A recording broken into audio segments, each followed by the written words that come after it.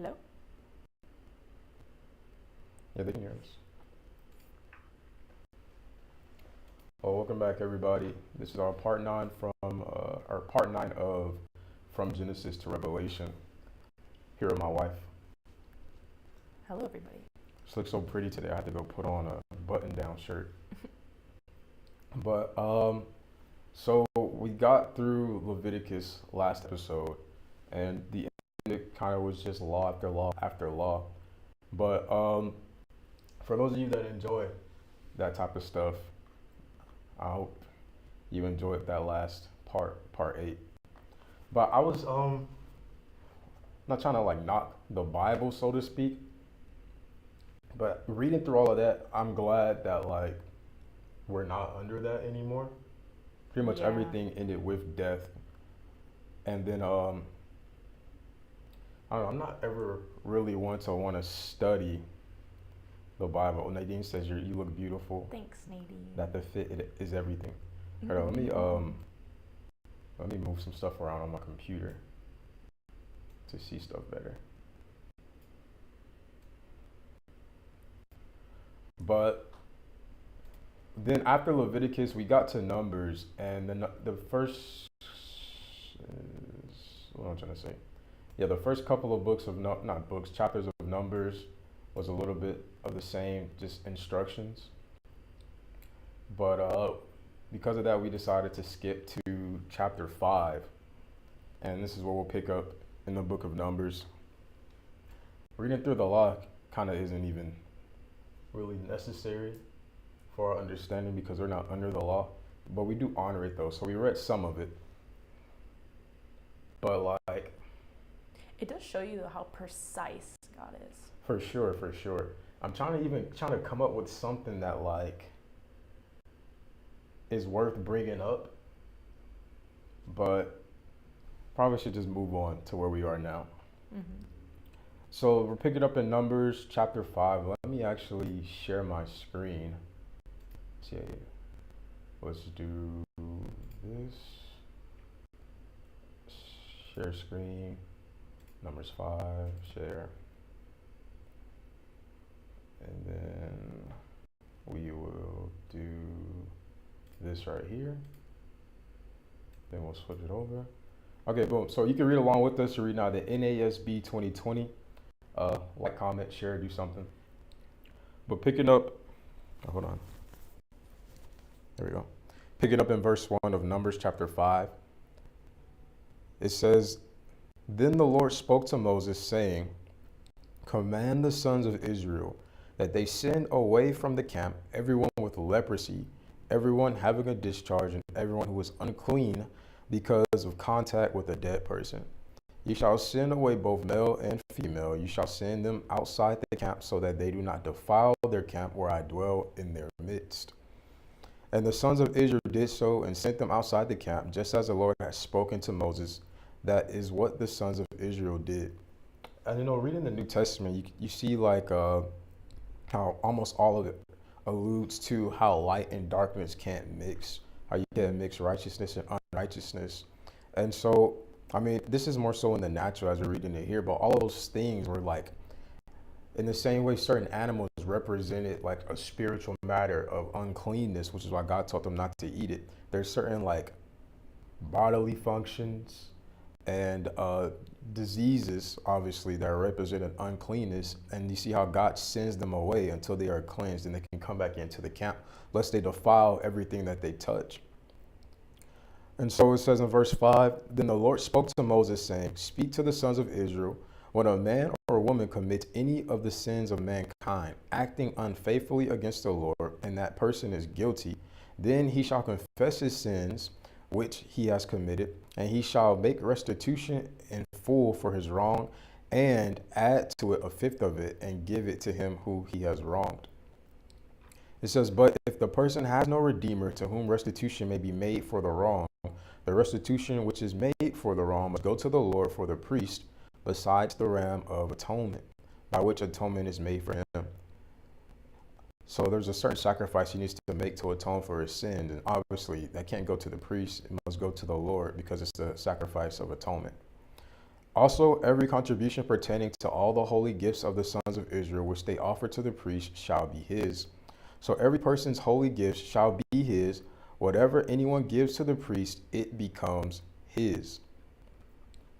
Then the Lord spoke to Moses, saying, Speak to the sons of Israel and say to them, if any man's wife goes astray and is unfaithful to him, and a man has sexual relations with her, and it is hidden from the eyes of her husband, and she remains undiscovered, although she has defiled herself, and there is a witness against her, and she has not been caught in the act, if an attitude of jealousy comes over him, and he is jealous of his wife when she has defiled herself, or if an attitude of jealousy comes over him, and he is jealous of his wife when she has not defiled herself, the man shall bring his wife to the priest, and shall bring as an offering for her a tenth of an ephah of barley meal. He shall not pour oil on it, nor put frankincense on it, because it is a grain offering of jealousy, a grain offering of reminder, a reminder of wrongdoing. Then the priest shall bring her forward and have her stand before the Lord, and the priest shall take holy water in an earthenware container, and he shall take some of the dust that is on the floor of the tabernacle and put it in the water. The priest shall then have a woman stand before the Lord and let down the hair of the woman's head and place the grain offering of reminder in her hands. This is a grain offering of jealousy, and in the hand of the priest. What does jealousy mean there? Numbers 5, verse 18.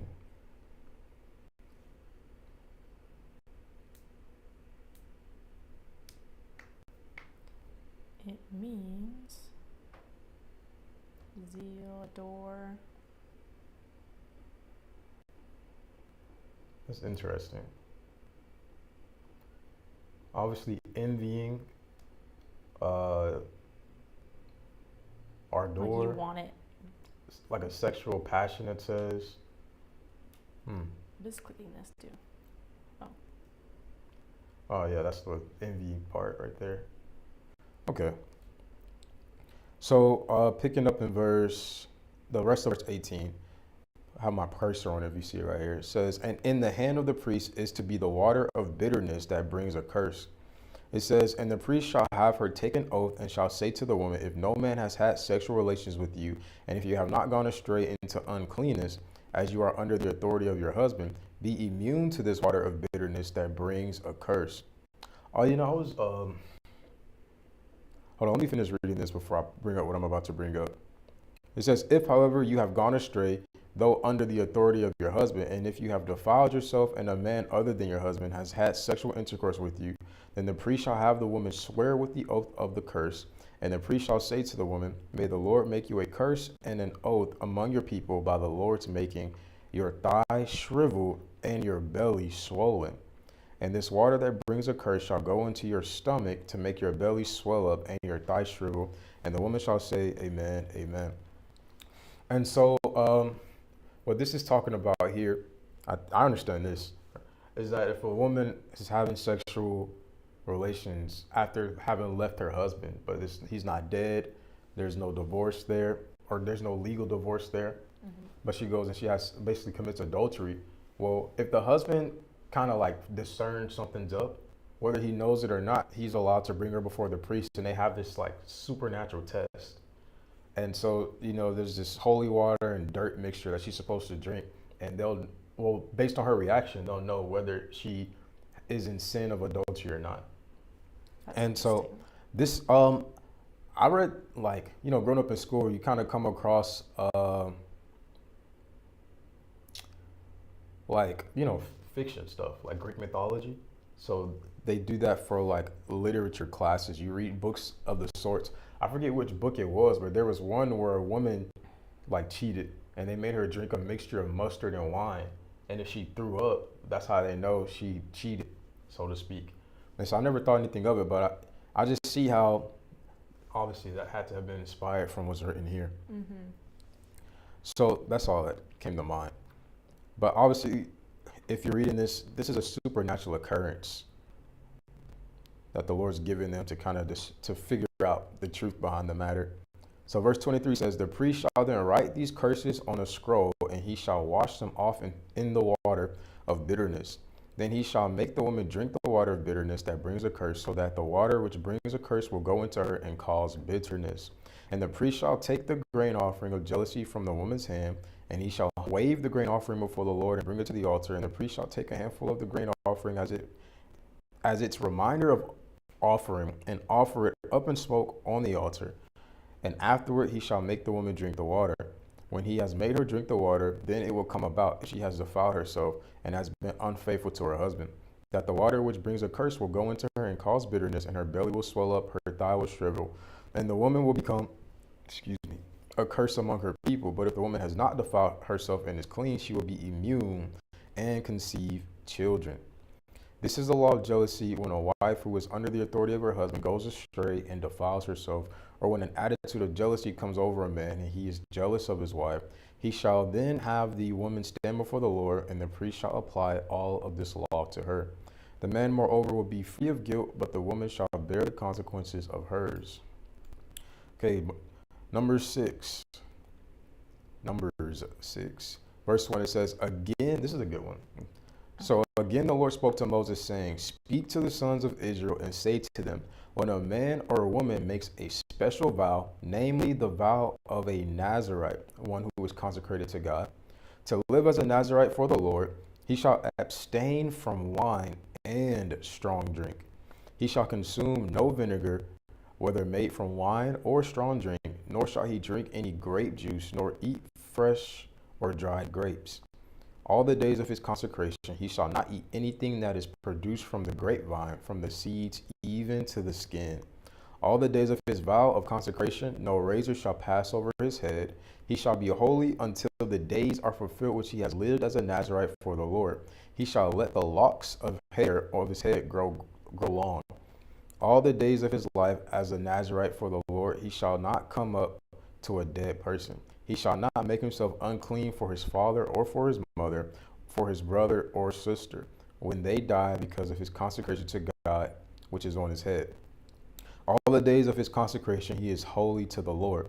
But if someone dies very suddenly beside him, and he defiles his consecrated head of hair, then he shall shave his head on the day when he becomes clean. He shall shave it on the 7th day.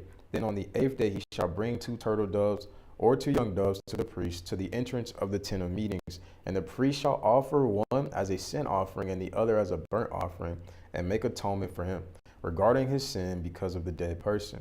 And on the same day he shall consecrate his head, and shall live his days of consecration as a Nazirite for the Lord, and shall bring a male lamb a year old as a guilt offering. But the preceding days will not count, because his consecration was defiled.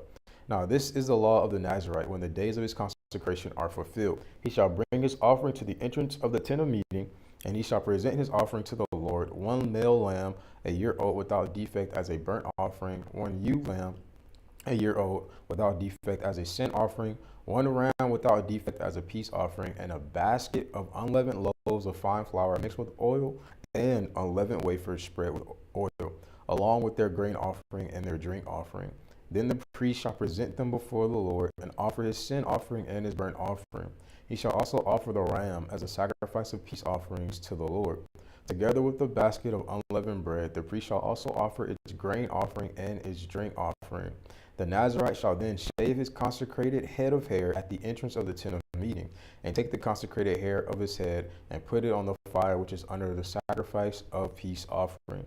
And the priest shall take the ram's shoulder when it has been boiled, and 1 unleavened loaf from the basket, and 1 unleavened wafer, and shall put them on the hands of the Nazirite after he has shaved his consecrated hair. Then the priest shall wave them as a wave offering before the Lord. It is holy for the priest, together with the breast offered as a wave offering, and the thigh offered as a contribution, and afterward the Nazirite may drink wine. This is the law of the Nazirite, who vows his offering to the Lord according to his consecration, in addition to what else he can afford, corresponding to his vow which he makes, so he shall do according to the law of his consecration. Then the Lord spoke to Moses, saying, speak to Aaron and his sons, saying, in this way you shall bless the sons of Israel. You are to say to them, the Lord bless you and keep you. The Lord cause his face to shine upon you and be gracious to you. The Lord lift up his face to you and give you peace. So they shall invoke my name on the sons of Israel, and then I will bless them. You know what that's all about? Yeah. The blessing. So number 7. Now on the day that Moses had finished setting up the tabernacle, he anointed it and consecrated it with all its furnishings, and the altar and all its utensils. He anointed them and consecrated them. Then the leaders of Israel, the heads of their fathers' households, made an offering. They were, okay. Made an offering. They were the leaders of the tribes. They were the supervisors over the numbered men. When they had brought their offering before the Lord, 6 covered carts and 12 oxen, a cart for every 2 of the leaders, and an ox for each one. Then they presented them in front of the tabernacle. Then the Lord spoke to Moses, saying, "Accept these things from the men, that they may be used in the service of the tent of meeting, and you shall give them Levites, to each man according to his service." So Moses took the carts of oxen and gave them to the Levites, the priest. 2 carts and 4 oxen he gave to the sons of Gershon according to their service. 4 carts and 8 oxen he gave to the sons of Merari according to theirs. And then the sons of Aaron and Ithamar, yada yada. Verse 9. Oops. But he did not give any to the sons of Kohath, because theirs was the service of the holy objects which they carried on the shoulder. And the leaders offered the dedication offering for the altar when it was anointed. So the leaders offered their offerings before the altar. Then the Lord said to Moses, "They shall present their offering 1 liter each day for the dedication of the altar." Now the one who presented his offering on the first day was Nahshon, the son of Amminadab of the tribe of Judah. And his offering was 1 silver dish whose weight was 130 shekels, and 1 silver bowl, 70 shekels, and sanctuary shekels, both of them full of fine flour mixed with oil as a grain offering. His stuff wasn't empty. It says 1 gold pan of 10 shekels full of incense, 1 bull, 1 ram, and 1 male lamb 1 year old as a burnt offering, 1 male goat as a sin offering, and for the sacrifice of peace offerings 2 oxen, 5 rams, 5 male goats, and 5 male lambs 1 year old. This was the offering of Nahshon, the son of Amminadab.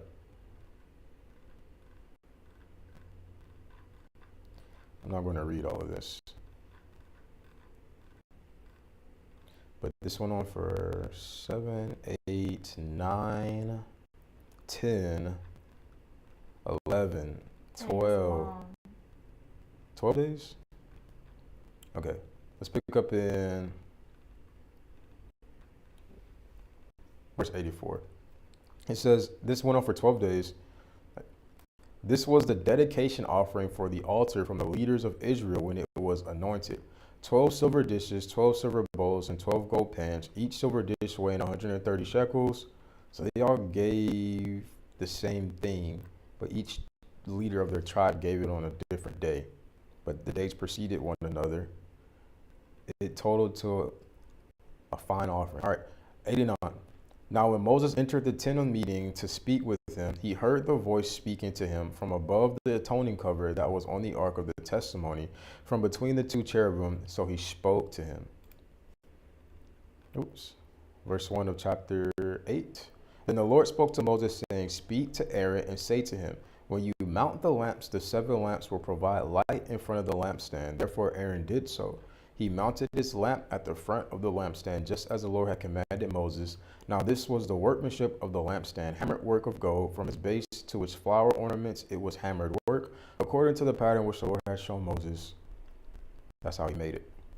Again the Lord spoke to Moses, saying, "Take the Levites from among the sons of Israel and clean them. This is what you shall do to them for their cleansing. Sprinkle purifying water on them, and have them use a razor over their whole body. And they shall wash their clothes and cleanse themselves. Then have them take a bull with its grain offering, fine flour mixed with oil, and you shall take a second bull as a sin offering. So you shall present the Levites in front of the tent of meetings. You shall also assemble the whole congregation of the sons of Israel and present the Levites before the Lord. And the sons of Israel shall lay their hands on the Levites. Aaron then shall present the Levites before the Lord as a wave offering from the sons of Israel, so they may qualify to perform the service of the Lord. Now the Levites shall lay their hands on the heads of the bulls, and you are to offer the one as a sin offering and the other as a burnt offering to the Lord, to make atonement for the Levites. And you shall have the Levites stand before Aaron and his sons, so as to present them as a wave offering to the Lord. So you shall single out the Levites from among the sons of Israel, and the Levites shall be mine. Then after that the Levites may go in to serve the tent of meeting, but ye shall cleanse them and present them as a wave offering. for they are exclusively given to me from among the sons of Israel. I have taken them for myself instead of the firstborn of every womb, the firstborn of all the sons of Israel. For every firstborn among the sons of Israel, I think this is a grammatical error, but I'll just read it. For every firstborn among the sons of Israel is mine, but I think it's supposed to be our mine.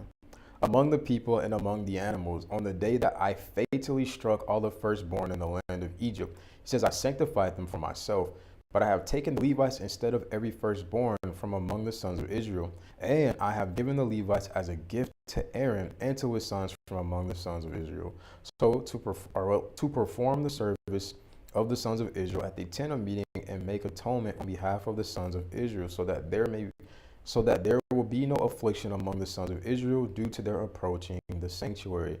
So this is what Moses, Aaron, and all the congregation of the sons of Israel did to the Levites, according to everything that the Lord had commanded Moses regarding them. The sons of Israel did so to the Levites. Excuse me. It says the Levites too purified themselves from sin and washed their clothes, and Aaron presented them as a wave offering before the Lord. Aaron also made atonement for them to cleanse them. Then after that, the Levites went in to perform their service in the tent of meeting before Aaron and his sons, just as the Lord had commanded Moses concerning them. Okay, 23. Now the Lord spoke to Moses, saying, this is what applies to the Levites from 25 years old and upward. They shall enter to perform service in the work of the tent of meeting. But at the age of 50 years, they shall retire from the service. Wait, let me read that again. This is what applies to the Levites from 25 years old and upward. They shall enter to perform service in the work of the tent of meeting. But at the age of 50, they shall retire from the service in the work and not work anymore. They may, however, assist their brothers in the tent to fulfill an obligation, but they themselves won't do the work. In this way you shall deal with the Levites in their obligations. Okay. Chapter 9, verse 1. Now the Lord spoke to Moses in the wilderness of Sinai in the first month of the second year after they had come out of the land of Egypt, saying, now the sons of Israel are to celebrate the Passover at its appointed time on the 14th day of the first month. Okay. At twilight you shall celebrate it. At its appointed time you shall celebrate it. That's how they know when Passover is. Okay. You shall celebrate it in accordance with all its statutes and all its ordinances. So Moses told the sons of Israel to celebrate the Passover, and they celebrated the Passover in the first month, on the 14th day of that month, at twilight, in the wilderness of Sinai, in accordance to everything that the Lord had commanded Moses, so the sons of Israel did. But there were some men who were unclean because of contact with a dead person, so that they could not celebrate Passover on that day, and they came before Moses and Aaron on that day. Those men said to him, though we are unclean because of a dead person, why are we kept from presenting the offering to the Lord at its appointed time among the brethren? Okay. Moses then said to them, wait, and I will listen to what the Lord will command concerning you. That's pretty good. And then the Lord spoke to Moses, saying, speak to the sons of Israel, saying, if any one of you or of your generations becomes unclean because of a dead person or is on a distant journey, he may, however, celebrate the Passover of the Lord in the second month of the 14th day at twilight. They shall celebrate it. So they celebrate a month later. They shall eat it with the unleavened bread and bitter herbs. They shall not leave any of it until morning, nor break any bone of it. They shall celebrate it in accordance with the whole statute of the Passover. But the person who is clean and is not gone afar, yet refrains from celebrating the Passover, that person shall be cut off from his people, because he did not present the offering of the Lord at its appointed time. That person will bear the responsibility for his sin. And if a stranger resides among you and celebrates the Passover to the Lord according to the statute of the Passover and its ordinance, so he shall celebrate it, you shall have the same statute, both for the stranger and for the native of the land. Something I'm picking up here is that when God calls the people to be before him, like in case of how they have their 3 celebrations a year, well, they present something to God. So they don't come before the Lord when he calls them with nothing. And it's so, like, he considers it sin to come before him without bringing or presenting the offering for him. But I mean, even like in the natural, you don't come before a king empty-handed either. When we'll read about it later, but you know the whole story with the Queen of Sheba? She heard about Solomon, and she went to go see for herself. But when she went to go see Solomon, she didn't come empty-handed. She was a wealthy woman of her own right. They say she was the wealthiest woman to ever. I will say she was the wealthiest woman from Egypt, right? Wealthiest female ruler from Egypt. And so when she came before Solomon, she brought a bunch of great gifts along with her. So it's customary, right? It's an act of honor to come up before a king bearing gifts. Like even now think about it, even the wise men, like the magicians that came to see Jesus when he was around 2 years old, they brought gifts. They brought frankincense, gold, and myrrh to baby King Jesus. So verse 15. Now on the day that the tabernacle was erected, the cloud covered the tabernacle and the tent of the testimony, and in the evening it was like the appearance of a fire or of fire over the tabernacle until morning. That is how it was continuously. The cloud would cover it by day and the appearance of fire by night. Whenever the cloud was lifted from over the tent, afterward the sons of Israel would set out. And the place where the cloud settled down, that's where they would camp. Verse 18, at the command of the Lord, the sons of Israel would set out, and at the command of the Lord, they would camp. As long as the cloud settled over the tabernacle, they remained camped. So they didn't move unless God moved. That's waiting on the Lord. Even when the cloud lingered over the tabernacle for many days, the sons of Israel would comply with the Lord's ordinance and not set out. If sometimes the cloud remained a few days over the tabernacle in accordance with the command of the Lord, they remained camped. Then in accordance with the command of the Lord, they set out. If sometimes the cloud remained from evening until morning, when the cloud was lifted in the morning, they would set out. Or if it remained in the daytime and at night, whenever the cloud was lifted, they would set out. So no matter what time of day, if the cloud set out, they left. If it was morning and the cloud left, they would go after it. If it was night and the cloud left, or well, I guess if it was night, it would be the fire. They would go after it. Let me read this again though. 21. If sometimes the cloud remained from evening until morning, then the cloud was lifted in the, oh wait, hold on. I see what it's saying now. So it's supposed to be fire by night, but it says sometimes the cloud will remain overnight because it says from evening until morning. It just says when the cloud was lifted in the morning, they would set out. Or if it remained in the daytime and at night, whenever the cloud was lifted, they would set out. Whether it was 2 days, a month, or a year, that the cloud lingered over the tabernacle, staying above it. The sons of Israel remained camped and did not set out. But when it was lifted, they did set out. So there were times where it only happened once a year. There were times where maybe even happened twice in a single month. But nevertheless, if it moved, they moved with it. 23. At the command of the Lord, they camped, and at the command of the Lord, they set out. They did what the Lord required in accordance with the command of the Lord through Moses. That's so good. Because the people received what God was saying through Moses. God will speak to Moses until Moses speaks to the people. That's how they operated. So it's funny because we'll read about it in the New Testament, but God spoke to them through Jesus during the time of Jesus' ministry, and they refused to listen to him. And so you just see how out of order the people became.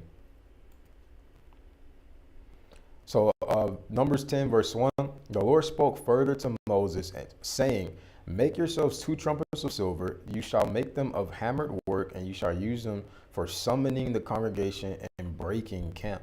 Now when both are blown, all the congregation shall meet you at the entrance of the tent of meeting. But if only one is blown, then the leaders, the heads of the divisions of Israel, shall meet you. And when you blow an alarm, the camps that are pitched on the east side shall set out. Then when you sound an alarm the second time, the camps that are pitched on the south side will set out. And then an alarm is to be sounded for them to break camp. When convening, there we go. When convening the assembly, however, you shall blow the trumpets without sounding an alarm. The sons of Aaron, moreover, the priests shall blow the trumpets, and this shall be a permanent statute for you throughout your generations. And when you go to war in your land against the enemy who attacks you, then you shall sound an alarm with the trumpet, so that you will be thought of by the Lord your God and be saved from your enemies. Also on the day of your joy and at your appointed feast and on the first days of your months, you shall blow the trumpets over your burnt offerings and over the sacrifices of your peace offerings, and they shall be as a reminder of you before your God. I am the Lord your God. That's where trumpets become part of the battle cry. And also keep in mind too, this will come up later. The priests are the ones to blow the trumpets. priests being the sons of Levi. Now, verse 11 says, in the second year, in the second month, on the 20th of the month, the cloud was lifted from above the tabernacle of the testimony. And the sons of Israel set, let me ask you this. Why do you think they call it the tabernacle of testimony? I was going to ask you that. I don't know. Of testimony? You know what a testimony is? I know that. How can an object or tabernacle of testimony? So the tabernacle. Yeah, I don't know. Okay, my bad. I cut you off, but I cut you off, and you're saying you don't know, so you weren't gonna say anything. So don't be offended. So think of it this way, right? Who dwelled in the tabernacle? God. Okay. And so, where was the tabernacle? In the tent. Oh. What? So it was among the people. That's why I don't think I would have asked you a good question to get you to that conclusion. So God dwelt in this tabernacle, right, among the people. What does that even look like? We looked it up. It's the whole thing, but like, is it like something smaller inside of it? Well, the thing about it was the Ark of the Covenant was there in this place called the Holy of Holies, which was inside this tent, or the tabernacle, and then there's a tent of meeting, right? So there's a Holy of Holies where the priest goes to make the sacrifices, and the Ark of the Covenant is also in there, because that's where the presence of the Lord actually is. And then right outside of there, the tent of meetings, this is where every other priest except the high priest can just dwell there. So this is like the holy place. And then outside of that is where the congregation was set, and it's called the outer court. So there's the outer court, then there's the holy place, tent of meeting, and then inside of that is the Holy of Holies, which is separated by a veil, and that's where the Ark of the Covenant is. That's what we call it. So what is a tabernacle? Is a tent? Yes. Oh. And a tabernacle is effectively a tent. Okay. And so, what was I getting to? Of the testimony? Because yes, of the testimony. Because like God. Okay. Like, I don't know. My brain's thinking, but I can't explain it in words. Well, there's multiple answers. I would have accepted anything that sounded good and right. But what I'm thinking of is that they call it the tabernacle of the testimony because God is now among his people. He says, I am the Lord your God who brought you out of Israel to do what? So that I can be your God. They said we're leaving so that we can go and worship God. So the whole point of God freeing them from Egypt was so that they could be with him. And here God is dwelling amongst the people in the tabernacle. So when they look at the tabernacle, it's a testimony of what God did for them. So every time they wake up in the morning or whatever, they see the cloud, or they step out of their tent at night, they see the fire or not, right? They look at the tabernacle and they remember what God did. They remember who God is. It's a reminder that who is with us. So that's why it's the tabernacle of the testimony. Because the tabernacle itself is a testimony. Mm-hmm. So picking up in verse 12, it says, and the sons of Israel set out on their journeys from the wilderness of Sinai.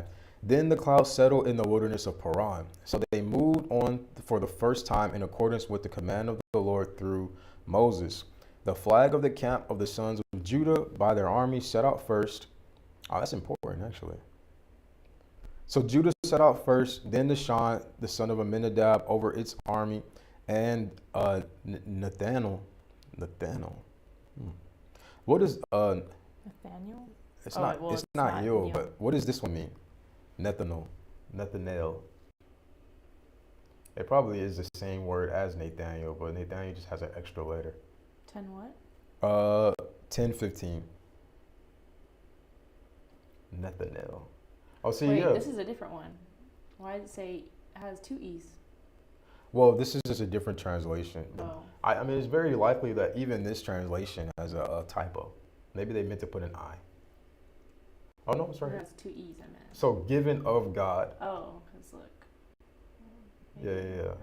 So, it means, this word means given of God. Nathaniel. And that's the son of Zuar over the tribal armies of the sons of Issachar. And Eliab. Wait, what is Eliab? Oh, see, you messed up. I got it right here. Okay. 16. My God is Father. I could have guessed that because Abba means Father, right? Yeah. So the son of Helen. Wait, what does Helen mean? Where did you see that? This is 16. It's Oh, right here. yeah. You want Helen now? Yeah, I want to see if that name also gives honor to God. Strength. Oh, it just means strength. Helen. Okay. Over the tribal armies. Wait a minute. So this guy's father's name is Strength, and his name means what was it, Eliab?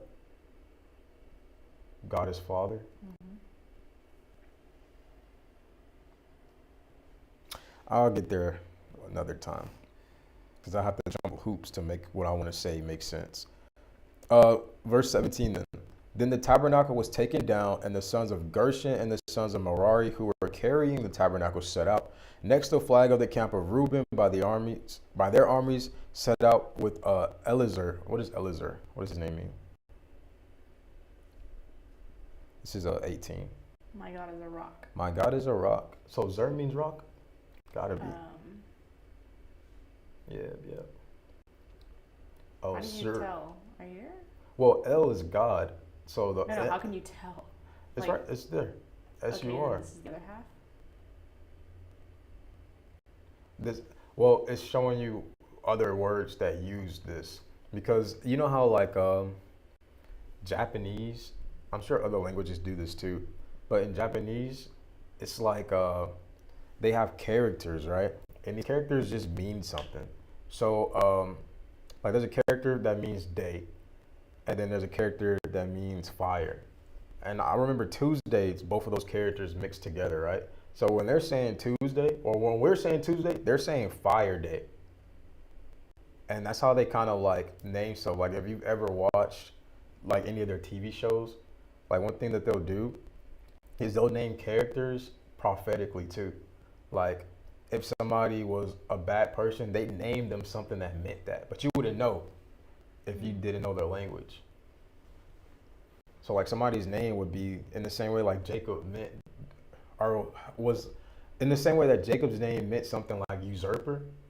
They'd name a character that, and so that would foreshadow, like their names foreshadow what that character would end up doing or what that character would be like, typically.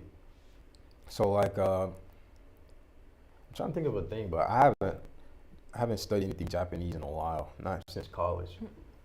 But you wouldn't really get it anyway. But I wish I had an example. Let me look up something actually, just to give you an example.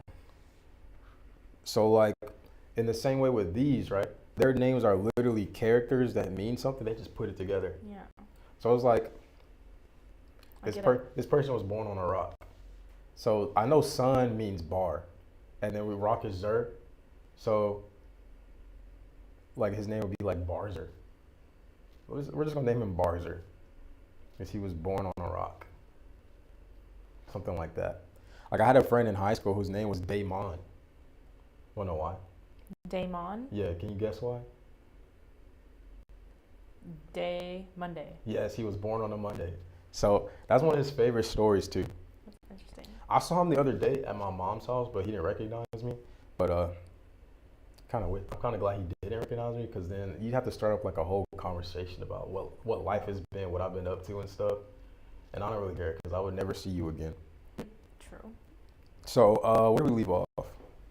Eliezer. Okay, picking up 9th. You know what? Let's just keep going. They all set out in a specific order as God commanded, right? So that's how they set out. Verse 29.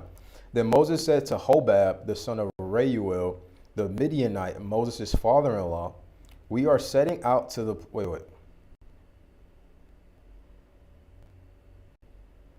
Oh, okay. This is Jethro, the priest. The guy who helped Moses to...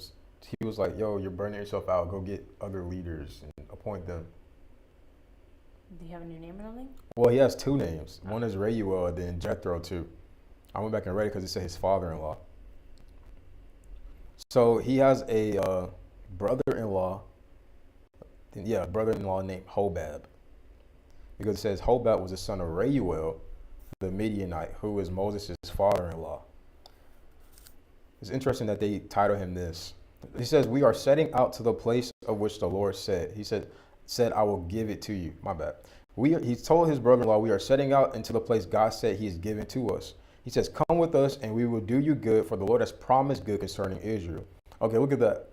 So he's talking to his brother-in-law. He's like, yo, we're going to where God said we're going to go. God's going to bless us there. It'll do you well. It'll behoove you to come along with us. But Hobab said to him, I will not come, but rather will go to my own land and relatives. Doofus.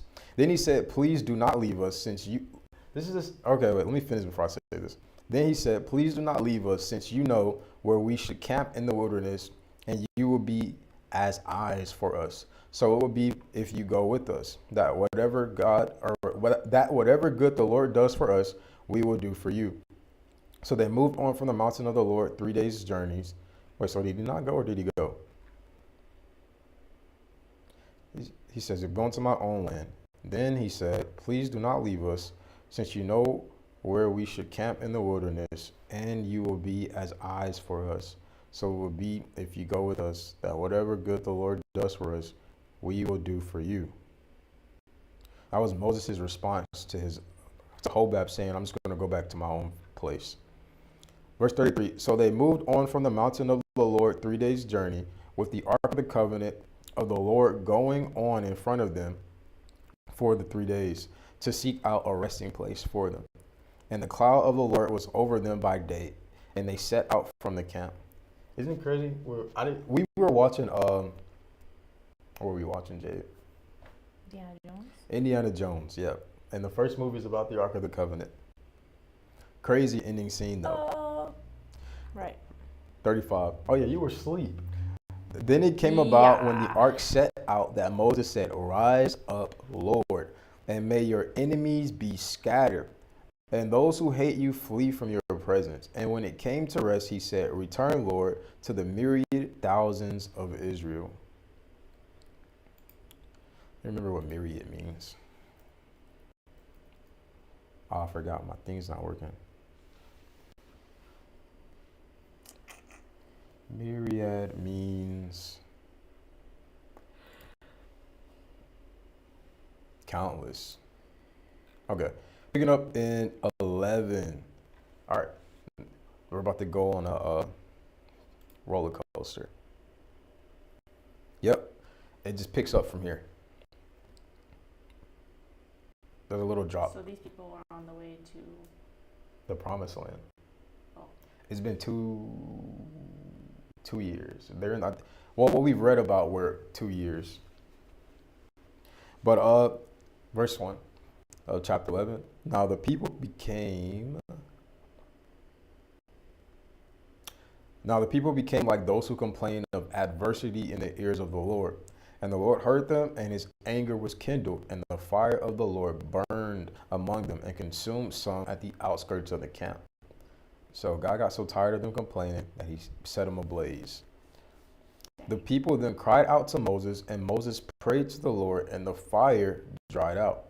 So that place was named Taberah, the place of burning, because of the fire of the Lord burned among them.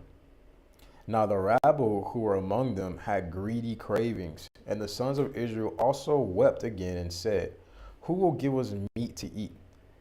We remember the fish which we used to eat for free in Egypt, the cucumbers, the melons, the leeks, the onions, and the garlic. But now our appetite is gone. There is nothing at all to look at except this manna. Now the manna was like coriander seed, and its appearance like that of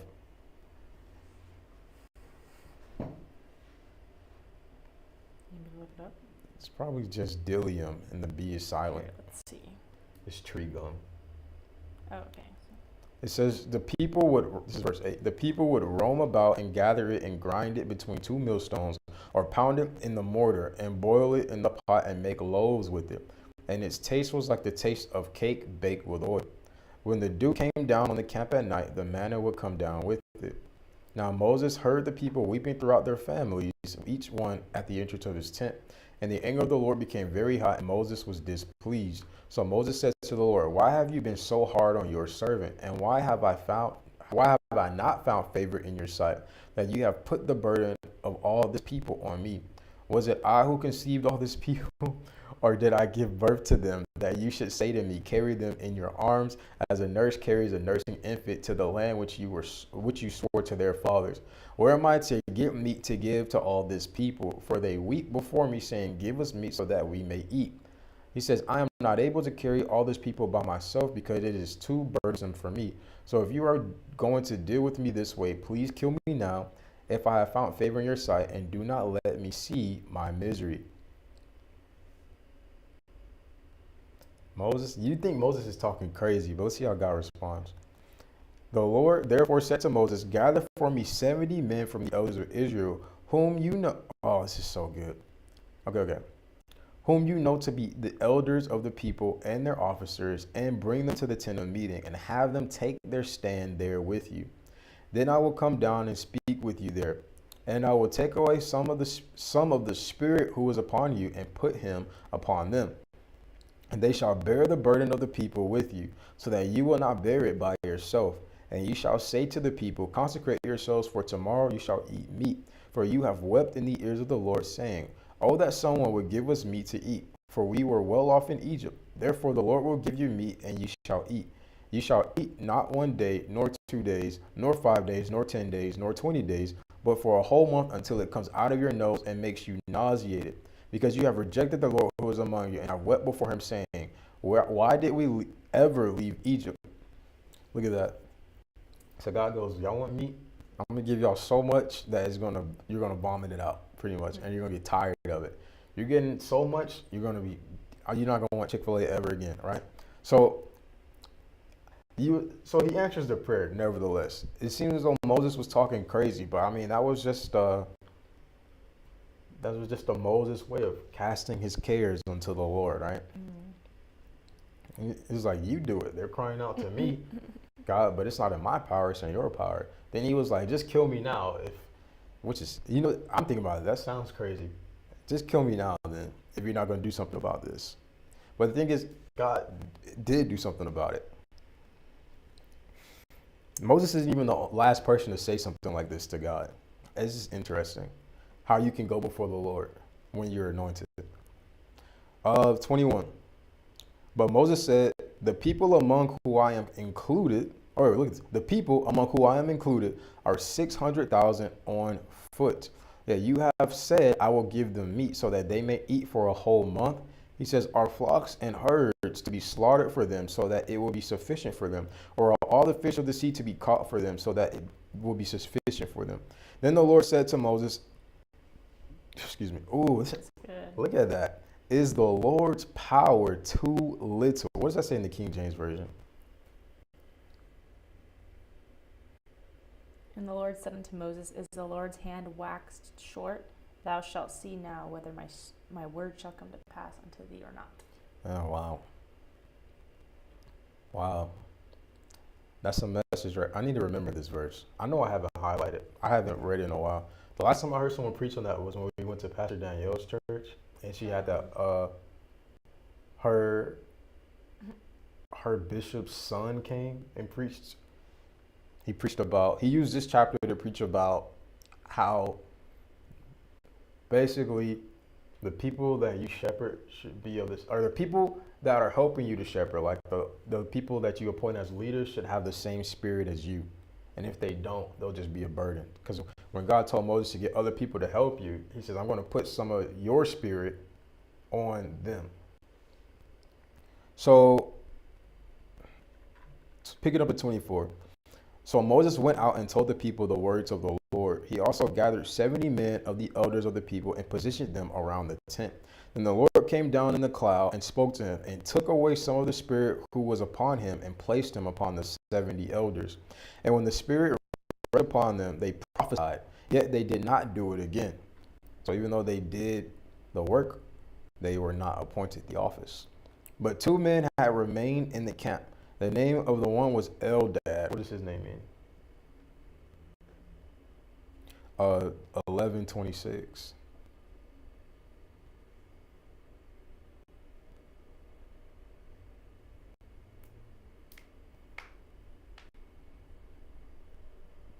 God has loved. Okay, so what does Medad mean? Where? Oh. It just means love.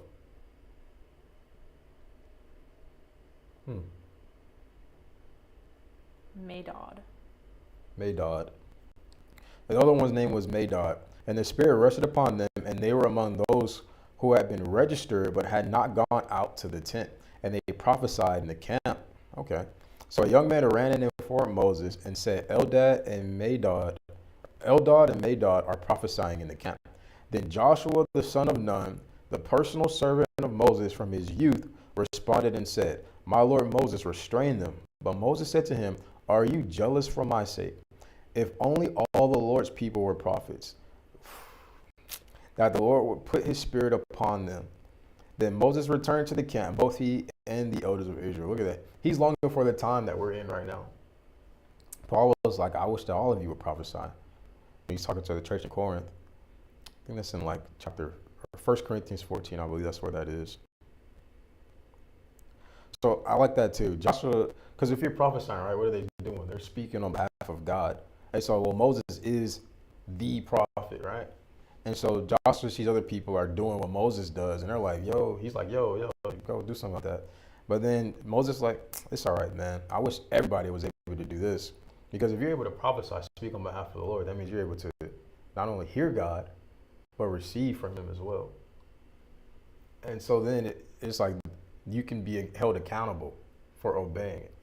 And then Moses wouldn't have to be the only one to speak on behalf of the Lord because, he's tired of them.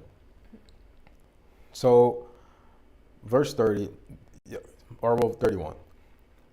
It says, Now a wind burst forth from the land, and it brought quail from the sea and dropped them beside the camp, about a day's journey on the side, and a day's journey on the other side, all around the camp, and about 2 cubits deep on the surface of the ground. And so, if you look this way, there's a day's journey worth of quail just on this side. And if you look that side, there's a day's journey worth of quail on that side. So it's just tons of quail. Because if you were to walk as long as a day that way, you'd see quail the whole time. And it's not only that it's so much, it says it's 2 cubits deep. So a cubit is about 3 feet. So just imagine that. For as long as it would take you to travel a day in that direction, there's 6 feet of dead bird in your way. We wouldn't even be able to see over that. Wow. This is what God meant when he said, you're going to get tired of it. So 32. And the people spent all that day, all that night, and all the next day, and they gathered the quail. The one who gathered least gathered 10 owners, and spread them out for themselves all around the camp. While the meat was still between their teeth, before it was chewed, the anger of the Lord. Wait, why? I'm about to read it. I'm just laughing because dang. While they were eating, or maybe not, it's not even, it says before they even got the opportunity to chew it, it was there between their teeth before they could even bite down. The anger of the Lord was kindled against them, and the Lord struck the people with a very severe plague, so that the place was named Kibroth Hattaavah, because because there they buried the people who had been greedy. Oh, I didn't catch that. Okay, that makes sense. God don't like greed. Who was greedy? But it says the one who gathered the least gathered 10 omers. And so 10 omers, it says it's 77 cubic feet. So they got a bunch when it was unnecessary. And God didn't like that. So it says from Kibroth Hattaavah, the people set out for Hazeroth, and they remained at Hazeroth. Okay. I like this chapter too. It says, Then Miriam and Aaron spoke against Moses because of the Cushite woman whom he had married, and for he had married a Cushite woman. And they said, Is it a fact that the Lord has spoken only through Moses? Has he not spoken through us as well? Look at that. We just got off a couple chapters, maybe last chapter, I forget already. Well, other people are prophesying, but Moses is the prophet, right? He's in the office of prophet. And so here goes his brother and sister thinking hot of themselves because Moses married a woman that they technically aren't allowed to marry now that God's given the law. But Moses was married to Zipporah before the law was given, technically. I don't even think it was wrong for him to marry her because they can keep what's it called, strangers among themselves, as long as the strangers consecrate themselves. So let's see what goes forth. Verse 3. Oh, wait. I'll just read verse 2 again. It says, and they said, is it a fact that the Lord has spoken only through Moses? Has he not spoken through us as well? And the Lord heard this. Now the man Moses was very humble. Wait. This is an error in translation. It's supposed to say meek. I think it's so funny because Moses wrote this himself. Yeah, so, okay. Now the man Moses was very humble, more than any person who was on the face of the earth. And the Lord suddenly said, I paused there because there's a difference between humility and meekness. Now, excuse me. The thing is, humility is before God. Meekness is before your fellow man. And so when it says Moses was the meekest person ever, it's because he submitted himself to serve the whole nation of Israel. And his humility to God, God gave him the meekness to serve other men. Now consider how great Moses is to be, especially after this chapter. So how great Moses was in God's eyes. And obviously Moses knew that. But even though he was the greatest at this time, he was still also the meekest. So he didn't consider himself more highly than anybody else, even though he obviously was, which was what made him meek. So I don't like how verse 3 is translated, but it doesn't take away from anything really, now that I've explained it. Verse 4, and the Lord suddenly said to Moses and to Aaron and Miriam, so his brother and sister that was talking hot, you three go out to the tent of meeting. So the three of them went out. Then the Lord came down in a pillar of cloud and stood at the entrance of the tent. And he called Aaron and Miriam. When they had both came forward, he said, now hear my words. This is so funny because you know what they were saying? They thought Moses was wrong. And then they started, well, the whole heart behind this was they were thinking themselves as more highly than they ought to. So they're like, is Moses really him for real? Because God speaks through us too. And so it's funny that it says that because now God calls them all and he speaks to them, right? Yeah, God does speak to y'all. Look what he says now. He says, if there is a prophet among you, I, the Lord, will make myself known to him in a vision.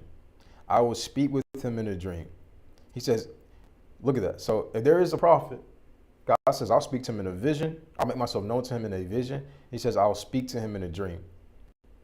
It is not this way for my servant Moses, though. He is faithful in all my household. With him I speak mouth to mouth.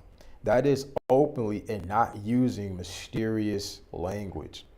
He says, and he beholds the form of the Lord. So why were you not afraid to speak against my servant, against Moses?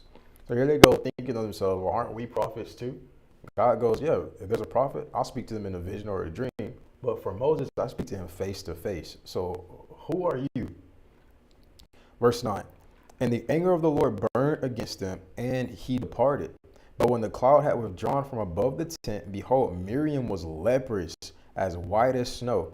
As Aaron turned toward Miriam, beholding she was leprous, then Aaron said to Moses, O my Lord, I beg you, do not hold us responsible for this sin by which we have turned out to be foolish, and by which we have sinned.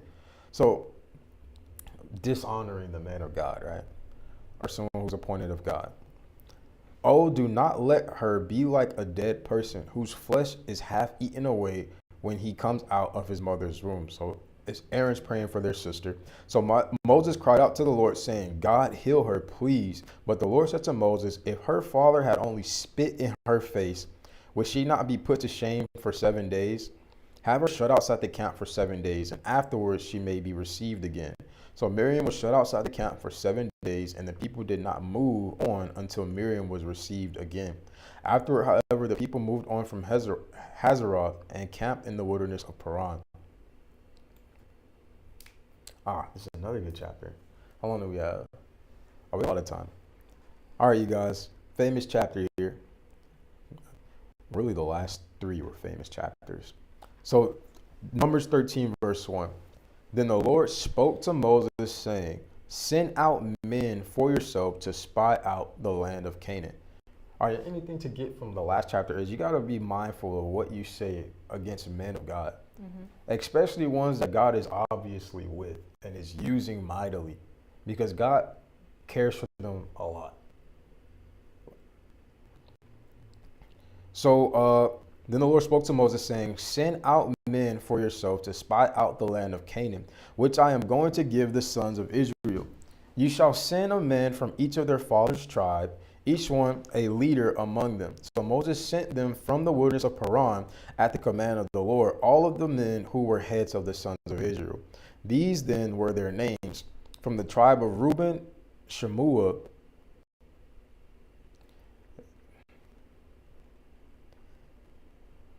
I think they translated his name differently too.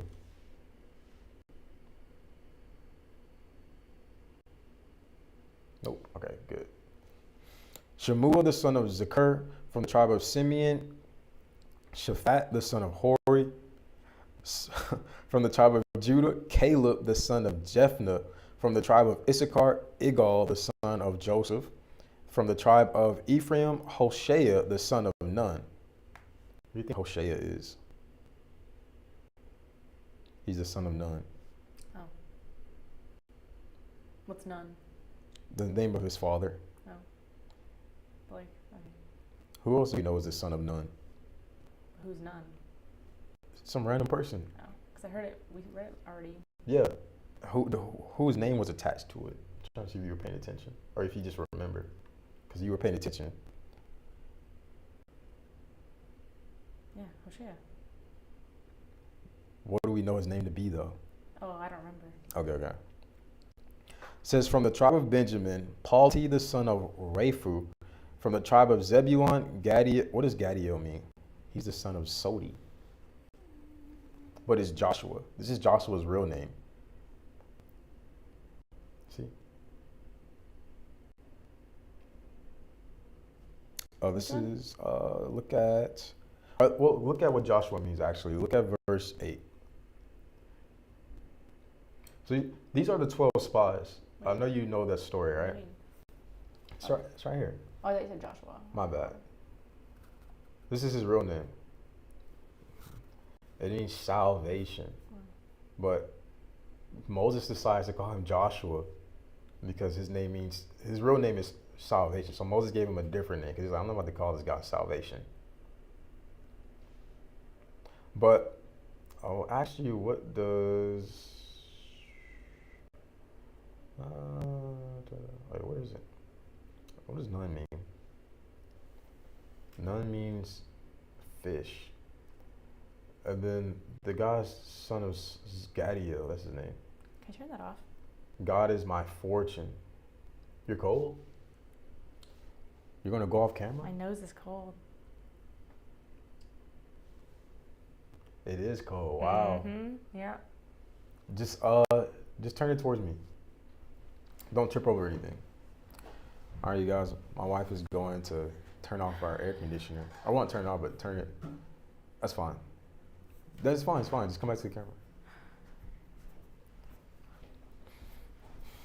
So we paused here because you got to realize they give us all the names of the 12 spies that went to go spy in the promised land.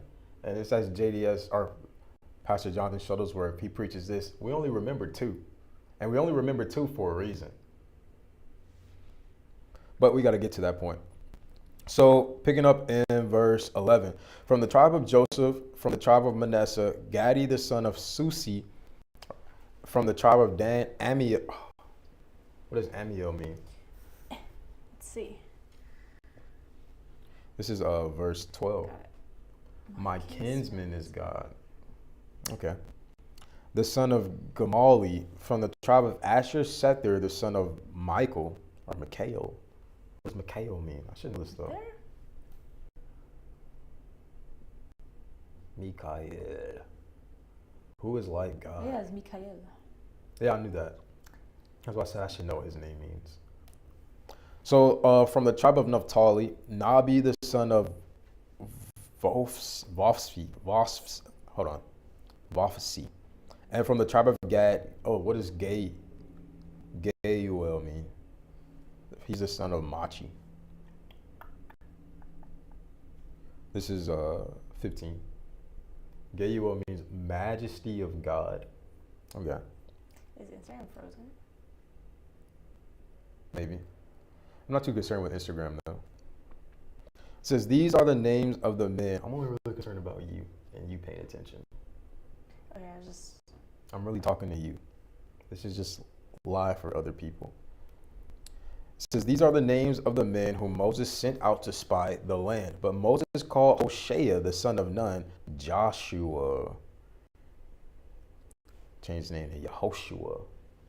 Said, you know what, bro? I can't call you salvation because God is my salvation. So I'm just gonna call you. He's like, I'm gonna just call you Jesus. This is literally Jesus. Jesus' name, if you were to say it in the Old Testament way. So the New Testament is a Greek, or well, let's say it this way. So, what's it called? Why is it skipping my mind? It's Hebrew, then it's Aramaic. There we go. So the Gospels are written in Aramaic, and the New Testament is written in Greek. However, Aramaic is like a mixture of Greek and Hebrew. So when even the New Testament is a translation of Hebrew, so to speak. I'm saying that because the Old Testament is as we read it in the King James Version, is an English translation of Hebrew. But the New Testament is is an English translation of Greek, so to speak, right? So I'm saying that because since the Old Testament and New Testament are actually different languages, Jesus' name in Hebrew is Yehoshua. That's why certain black people say what certain black people say. So I'm just like, do you get what I'm saying?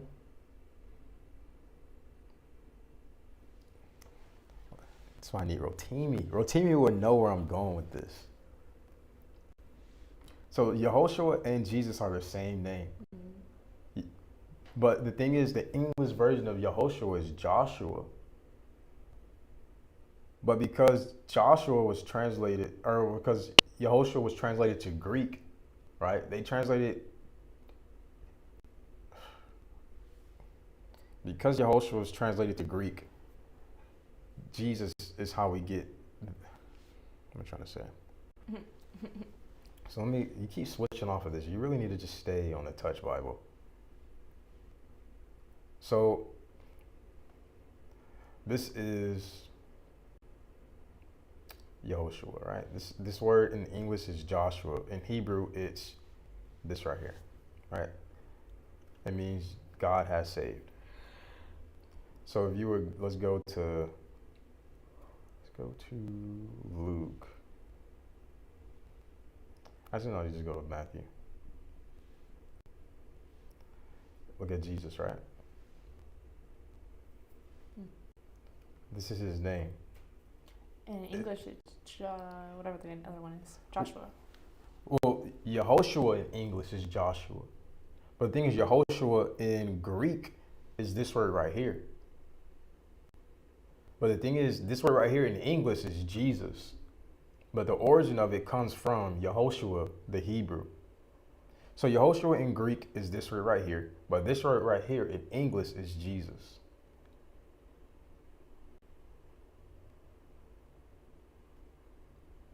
Do you get that?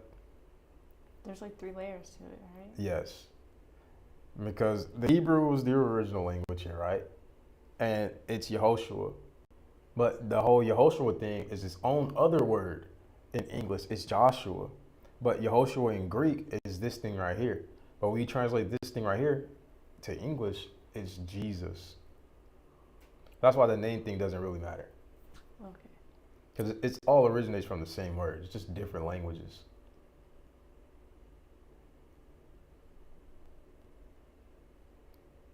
Yeah. Because I think there's a story of very famous crusade evangelist. He pioneered modern day crusade evangelism. T.L. Osborne, the guy who made Healing the Sick. And so he went to go preach somewhere. It was some Asian country. I just forget where. And they didn't have a name for God. So he had to get a translator to speak to the people, preach to the people. But he realized when he was saying God, the translator was saying Buddha or something like that, right? And so he's like, okay, we can't have this because Buddha already means something to these people. But the translator was saying, well, there's no name for God in our language. So That's crazy. So literally, T.L. Osborne goes and he goes with the translator, and they make up a word for God, so that when he says God, the translator can translate it into this new word that will mean God. And I think the next time he preached, after they came up with the conclusion, all the people saw the same vision of Jesus standing behind T.L. Osborne that night he preached, after they came up with a word for God for that language. And so again, that further wipes away the whole divide people create, for his name is not really Jesus. It's just a different language. Like, it doesn't matter if you say madre or mom, she's still somebody's mother.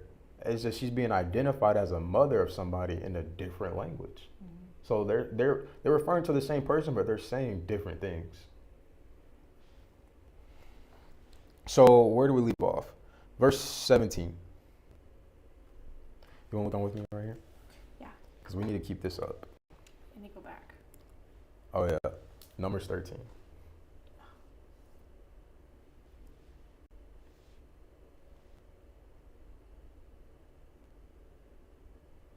If you guys don't have the Touch Bible, what are you doing? For iOS. Maybe it's okay. Just go to the chapter.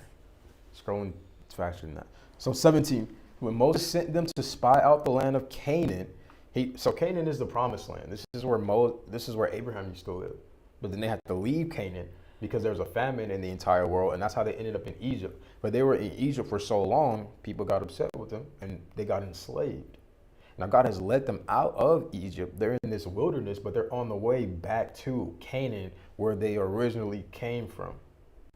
But the thing is, they've been away for so long. Other people are now living there. They've gotten stronger, yada, yada. Who are these people called that they let out? Like, what do you call them? What are you talking about? Like the people that got let out of Egypt. Israel. Oh. Baby. I don't know if they have like a certain name though. Israel. Okay. There are 12 tribes from Jacob who God changed Jacob's name to Israel. That's why they're called Israel, because their grandfather, or we'll say this way, because Jacob had 12 sons. Jacob, whose name is also Israel, because God changed his name to Israel, had 12 sons. And these 12 sons, Reuben, we just read them, right? Now, these 12 sons had families, and the families got super big. So now these are when they say the tribes of Israel, this is what they refer to, the descendants from the sons of Israel, or the sons of Jacob, so to speak. So when you see Jacob, is referring to the nation of Israel. But 17, when Moses sent them to spy out the land of Canaan, he said to them, go up there into the Negev, then go up into the hill country. See what the land is like, and whether the people who live in it are strong or weak, whether they are few or many, and how is the land in which they live? Is it good or bad? And how are the cities in which they live? Are the people in open camps or in fortifications? And how is the land? Is it productive or unproductive? Are there trees in it or not? And show yourselves courageous and get some of the fruit of the land. Now the time was the season of the first ripe grapes. So they went up and spied out the land from the wilderness of Zin as far as Rehob at Lebo-Hamath. When they had gone up into the Negev, they came to Hebron, where Ahiman, Shishai, and Talmai, the descendants of Ur. Hebron was built 7 years before Zoan in Egypt. Then they came to the valley of Eshcol, and from there they cut off a branch with a single cluster of grapes, and they carried it on a pole between two men, with some of the pomegranates and the figs. That place was called Valley of Eshcol, cluster. Eshcol means cluster, because of the cluster which the sons of Israel cut off from there. When they returned from spying out the land, at the end of 40 days, they went on and came to Moses and Aaron and to all the congregation of the sons of Israel in the wilderness of Paran at Kadesh. And they brought back word to them and to all the congregation and showed them the fruit of the land. So they reported to him and said, we came into the land where you sent us, and it certainly does flow with milk and honey, and this is its fruit. Nevertheless, the people who live in the land are strong, and the cities are fortified and very large. And indeed, we saw the descendants of Anak there. Amalek is living in the land of the Negev. The Hittites and the Jebusites, the Amorites, are living in the hill country, and the Canaanites are living by the sea and by the side of Jordan. Then Caleb quieted the people before Moses and said, we should by all means go up and take possession of it, for we will certainly prevail over it. But the men who had gone up with him said, we are not able to go up against the people, because they are too strong for us. So they brought a bad report of the land which they had spied out to the sons of Israel, saying, the land through which we have gone to spy out is a land that devours its inhabitants, and all the people whom they saw in it are people of great stature. We also saw the Nephilim there. The sons of Anak are part of the Nephilim, and we were like grasshoppers in our own sights, and so we were in our own sight, or in their sight as well. Said that backwards. So they saw giants there, and Nephilim were the offspring of angels and women, and so these Nephilim somehow survived after the flood. They reproduce, and they have descendants that are freaking huge. Or maybe angels came back down and had sex with women again, and now they're giants that are freaking huge. I don't really know. It doesn't really matter, but they're there. So they're in the land that God sent his people to go and get. This is a land that God promised to them. Now they sent the spies. Caleb's like, yeah, let's go get it now. And then the others are like, hold on there, partner. And so the others go out into the camp of Israel, and they're spreading this evil report, the King James Version says. Why do you think the report is evil? Why do you think the Bible calls what these people said an evil report?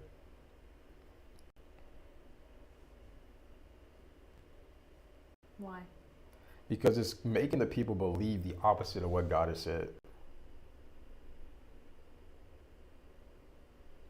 So you make people, or when you speak things that cause people to basically not believe God, well, do you know what you're also doing? You're making God a liar. And God is not a man that he shall lie. Well, we're 10 chapters away from that. And so basically, speaking the opposite of what the Lord says is an evil report. Let's see what happens. Then all the congregation raised their voices and cried out, and the people wept that night. And all the sons of Israel grumbled against Moses and Aaron, and the entire congregation said, so look at this.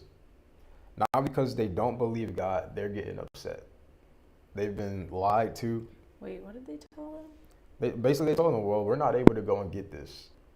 We're not able to dwell in the land. The people there are too big for us. We're too small for them. There's no way we could basically do what God's told us to do. That's an evil report. And so you see, the people turned against Moses and Aaron. The entire congregation said to them, if only we had died in the land of Egypt, or even if we had died in this wilderness. So why is the Lord bringing us into this land to fall by the sword? Our wives and our little ones will become plunder. Look at what they're prophesying over themselves. Would it not be better for us to return to Egypt? So they said to one another, let's appoint a leader and return to Egypt. Look at that. Then Moses and Aaron fell on their faces in the presence of all the assembly of the congregation of Israel. And Joshua, the son of Nun, and Caleb, the son of Jephunneh, of those who had spied out the land, tore their clothes. And they spoke to all the congregation of the sons of Israel, saying, the land which we passed through to spy out is an exceedingly good land. If the Lord is pleased with us, then he will bring us into this land and give it to us. Look at that. All it takes is God pleased with you? Then you can rest assured that he will fulfill his word in your life. Well, how do you make sure God is pleased with you? You keep his commandments and you believe him. So, finishing that, it says, a land which flows with milk and honey.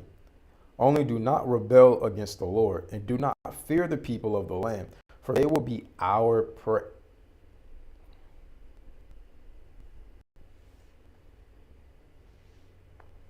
I wanted to say something specific. I want to make sure. Ah, they did change it. So verse 9 in the King James Version says, only rebel not ye against the Lord. So look, you don't rebel against God. Only thing you should be doing right now is not rebelling against God. He says, neither fear the people of the land. He says, for they are bread for us. I like this version better because Caleb coined the term piece of cake. You see that? Wait, where? What? You weren't listening, baby? He Bread. said they were bread. They're bread for us. Oh, like a piece. Oh, because they This call is- it cake in the Bible. Yeah. This is these people. It's a piece of cake. So the Oh. phrase "a piece of cake" comes from the Bible. Oh. So where's your mind right now? Because I thought you said you read piece of cake. I'm like, it's not there. What are you getting that from? Oh like, no, no. bread. Yes. Yeah. Yes. Okay, we're here. We're here. So look, he says their protection is gone from them, and the Lord is with us. Do not fear them. So look what happens. We can't forget that the people are in the land, and they're wicked people. God's, before he let them there, he tells them, hey, make sure you don't do this, make sure you don't do that, because that's what the people there do, and that's why I'm taking the land away from them. Or that's another reason why I'm taking the land away from them. The land is actually spewing them out because they are ruining everything with their sin. And so there's no protection for sinners. So if you want to consider what's happening in modern days, you can go there. So verse 10, but all the congregation said to stone them with stones. It must be stoning people with marshmallows sometimes. Then the glory of the Lord appeared in the tent of meeting to all the sons of Israel. So it's a huge riot, right? Joshua and Caleb are like, bro, let's just go. Like, let's believe God. Stop rebelling. And people are like, shut up. You're going to get us killed. Let's kill these guys and go back to Egypt. And then God just pulls up. He's like, all right, all right. And the Lord said to Moses, how long will this people be disrespectful? Hold on. It's not hitting too hard here. And the Lord said unto Moses, how long will this people provoke me? And how long will it be ere they believe me? For all the signs which I have showed among them. Okay. That quenched my palate reading it that way. And the Lord said to Moses, how long will this people be disrespectful to me? And how long will they not believe in me? Despite all the signs that I have performed in their midst, I will strike them with a plague and dispossess them. And I will make you into a great nation and mightier than they. But Moses said to the Lord, then the Egyptians will hear of it, for by your strength you brought this people out of their midst. And they will tell it to the inhabitants of the land. They have heard that you, Lord, are in the midst of this people, because you, Lord, are seen eye to eye, while your cloud stands over them, and you go before them in a pillar of cloud by day, pillar of fire by night. Now, if you put them to death all at once, he gave them an idea there. He said, if you do this all at once, then the nations who have heard of your fame will say, since the Lord cannot bring this people into the land which he promised them by oath, he slaughtered them in the wilderness. So now please let the power of the Lord be great, just as you have declared, saying, the Lord is slow to anger. See, Moses knows God. The Lord is slow to anger and abundant in mercy, forgiving wrongdoing and violation of his law. So when Moses asked God to show me your glory, and God did the whole thing where he passed by and he covered Moses so that Moses wouldn't see his face.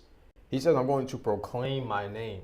And so God kind of gave him like a WWE wrestler intro, right? God said this of himself. And this is what God said when he proclaimed his name. And Moses is putting him in remembrance of what he said of himself. You're the Lord, slow to anger, abundant in mercy, and you forgive wrongdoing and violations of your law. But he will by no means leave the guilty unpunished, inflicting the punishment of the fathers on the children to the third and fourth generations. Please forgive the guilt of this people in accordance with the greatness of your mercy, just as you have forgiven this people from Egypt even until now. So Moses is interceding, right? He's asking God, well, chill. Just think about what happens if you do this, right? What will Egypt say? You'll basically bring disgrace on your own name if you kill everybody right now.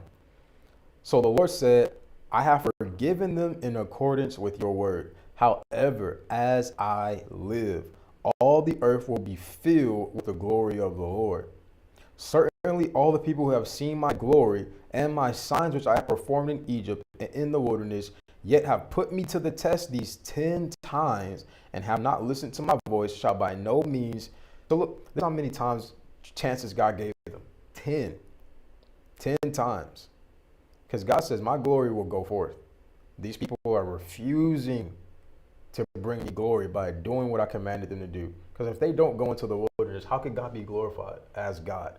By bringing these people who can't alone into being able with him. Because if they don't go, then God can't show his glory. God won't be glorified, which is what he wants. So look what he says. Now, they've seen the miracles, the signs that I perform, yet they keep putting me to the test. They keep trying me. They keep disobeying. It says, shall by no means see the land which I swore to their fathers. Boom. There it is. So now these people that are goofies they're not going into the wilderness. I mean, they're not going into the promised land. It says, nor shall any of those who were disrespectful to me see it. What does it say? Disrespectful is not heavy enough. It's probably provoked. Yes, those that provoked me. But as for my you know why they say provoke? Because they're provoking him to bring wrath and basically forsake his promise to them for their dishonor, right? Verse 24. But as for my servant Caleb, because he has had a different spirit and has followed me fully, I will bring him into the land which he entered, and his descendants shall take possession of it. Now the Amalekites and the Canaanites live in the valleys. Turn tomorrow and set out for the wilderness by the way of the Red Sea. The Lord spoke to Moses and Aaron again, saying, how long shall I put up with this evil congregation who are grumbling against me? I have heard the complaints of the sons of Israel which they are voicing against me. Say to them, as I live, declares the Lord, just as you have spoken in my hearing, so I will do to you. Your bodies will fall in the wilderness, all your numbered men according to your complete number, from 20 years old and upward, who have grumbled against me. So everybody 20 and up are dying, except for Caleb's family so far. It says, by no means will you come into the land where I swore to settle you, except for Caleb the son of Jephthah and Joshua the son of Nun. Your children, however, whom you said would become plunder, I will bring them in, and they will know the land which you have rejected. But as for you, your dead bodies will fall in the wilderness. Also, your sons will be shepherds in the wilderness for 40 years, and they will suffer for your unfaithfulness until your bodies perish in the wilderness. So here we go. So when God says that he brings what it reads like in this version is the sins of the fathers, the punishment for those sins will visit the third and fourth generations. So even though they spoke of their children, that their children were going to become plunder, God says, nope, actually, your children are going to be able to go into the wilderness. But everybody 20 and up will not, except for Joshua and Caleb's families. So then he goes, though, however, he says, but your children are going to be shepherds. Where is it? For 40 years. But it says they will suffer still for your unfaithfulness. So here we go. Until your bodies perish in the wilderness. In accordance with the number of days that you spy out the land, 40 days for every day you shall suffer the punishment for your guilt, a year. That is 40 years, and you will know my opposition. I, the Lord, have spoken.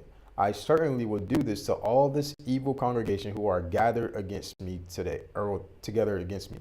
They shall be sworn out in this wilderness. They shall be worn out in this wilderness, and there they shall die. As for the men whom Moses sent to spy out the land, and who returned and led all the congregation to grumble against him by bringing a bad report about the land, it's like millions of these people. Look what just 10 men did. They turned the whole congregation. And so God says, for those men who brought the bad report of the land also died by a plague in the presence of the Lord. So the other 10, this is why nobody remembers the other 10 spies. They died by a plague for what they did.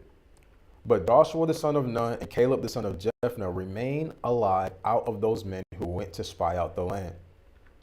Now when Moses spoke these words to all the sons of Israel, the people mourned greatly. In the morning, however, they got up early and went up from the ridge of the city country, saying, Here we are, and we will go to the place which the Lord has promised, for we have sinned. But Moses said, Why then are you violating the command of the Lord, when doing so will not succeed? Do not go up, for the Lord is not with you, to prevent you from being defeated by your enemies. So look at this. When God is with you, he'll prevent you from being defeated. For the Amalekites and the Canaanites will be there to confront you, and you will fall by the sword, since you have turned back from following the Lord. And the Lord will not be with you. So you know what they said? They're like, okay, no, we changed our mind. We'll go. Moses is like, it's too late for that. It says, but they foolishly dared to go up to the ridge of the hill country. Neither the ark of the covenant of the Lord nor Moses left the camp. So these are the same people where it said that they didn't go anywhere except the cloud moved. They're moving without the cloud. No, they're moving without God. And so it says, then the Amalekites and the Canaanites who lived in the hill country came down and struck them and scattered them as far as Hormah.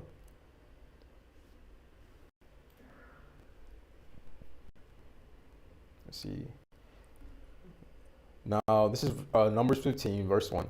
Now the Lord spoke to Moses, saying, Speak to the sons of Israel and say to them, when you enter the land where you are going to live, so look at this. God said, you're going to live here. I'm giving it to you.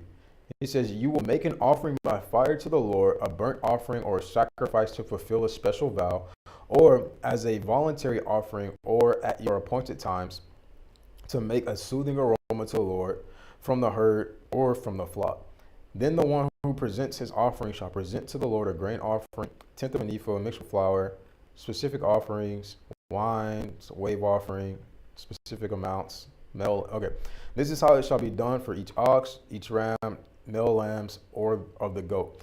According to the number that you prepare, so you shall do for each one according to their number. Everyone who is a native shall do these things in this way, in presenting an offering by fire as a sweet-smelling aroma to God. Now, if a stranger resides among you, or one who may be among you throughout your generations, and he wants to make an offering by fire, he shall do these things.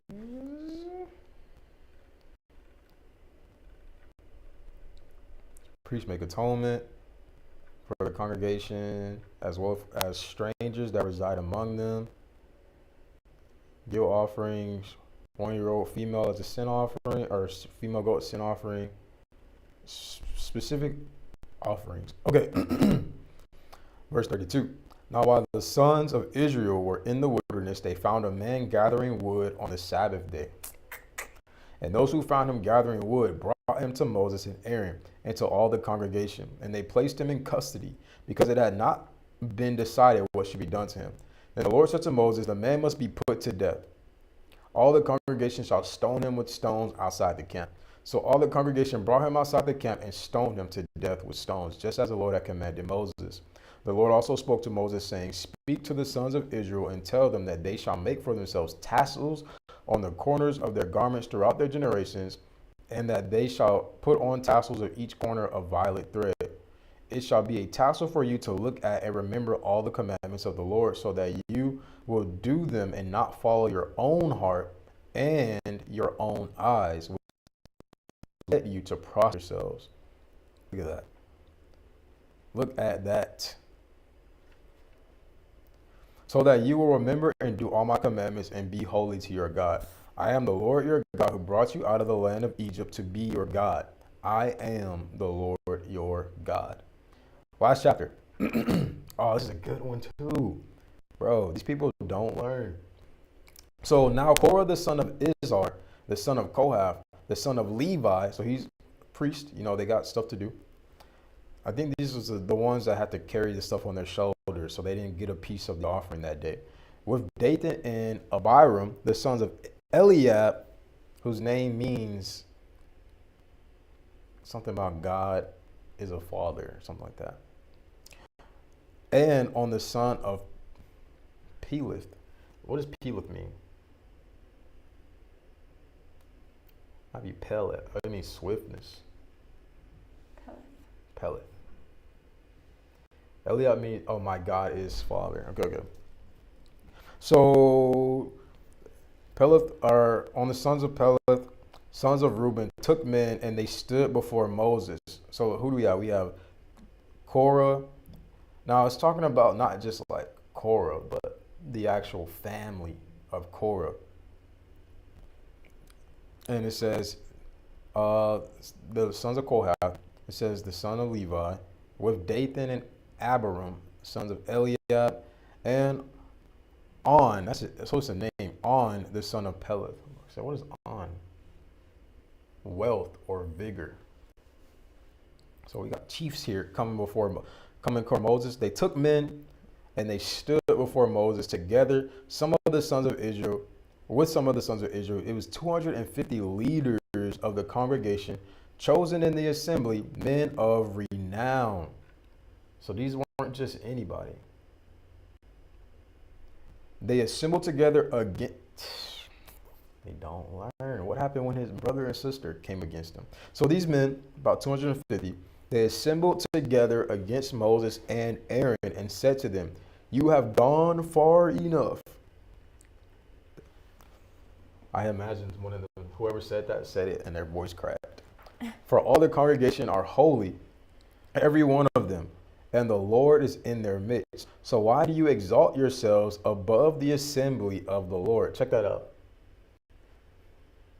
Even though Moses was meek, even sometimes forcefully, they humbled themselves under God.